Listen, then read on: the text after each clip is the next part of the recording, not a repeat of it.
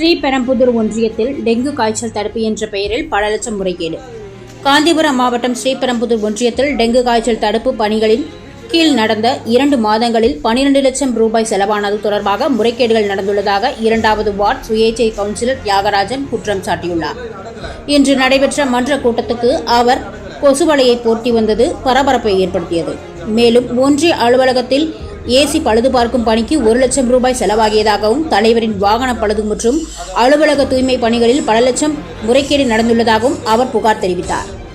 தியாகராஜன் தனது வார்டுக்குள் உள்ள நெமிலி, செங்கோடு, கிளாய் போன்ற ஊராட்சிகளில் எந்த பணியும் நடைபெறவில்லை என்று குற்றம் சாட்டியதுடன் ஒதுக்கப்பட்ட நிதிகளை தவறாக பயன்படுத்தியதாக ஒன்றிய தலைவர் கருணாநிதியை குற்றம் சாட்டினார். மன்ற கூட்டத்திற்கு முன்பே சலசலப்பு ஏற்பட்டதால் சிலரிடம் கையெழுத்து வாங்கி கூட்டம் நடக்காமல் அனுப்பி வைக்கப்பட்டதாக கூறப்படுகிறது. மன்றத்தில் முறையாக நடவடிக்கை எடுக்க வேண்டும் என்று அவர் கோரிக்கை வைத்தார். சான்றோர் குரல் செய்திகளுக்காக ஆகாஷ் பச்சையப்பனுடன் செய்தி வாசிப்பாளர் முத்துலட்சுமி. காஞ்சிபுரம் மாவட்டம் ஸ்ரீபெரும்புதூர் தாலுகா ஊராட்சி ஒன்றிய கவுன்சிலராக நான் சுயேட்சையாக வெற்றி பெற்றேன். 2000 வாக்கு வித்தியாசத்தில் வெற்றி பெற்றேன். மக்கள் மொத்தம் 3 ஊராட்சிகளில் மக்கள் எனக்கு அதிகமான வாக்கு செலுத்தி என்னை வெற்றி பெற்றார்கள்.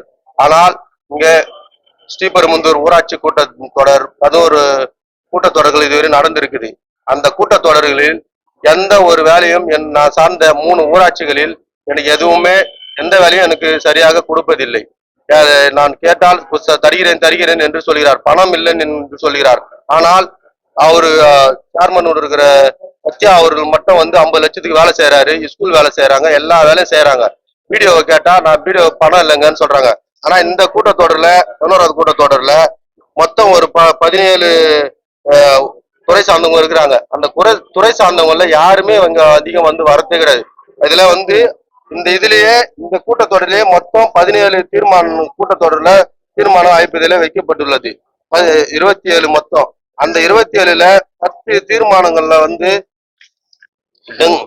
ஊராட்சி ஒன்றிய மகாத்மா காந்தி ஊராட்சி இதுல 11 லட்சம் கொடுத்ததாக இதுல போட்டிருக்காங்க. அது யாருக்கு? செய்திகளை உடனுக்குடன் தெரிந்து கொள்ள சான்றோர் குரல் பக்கத்தை ஃபாலோ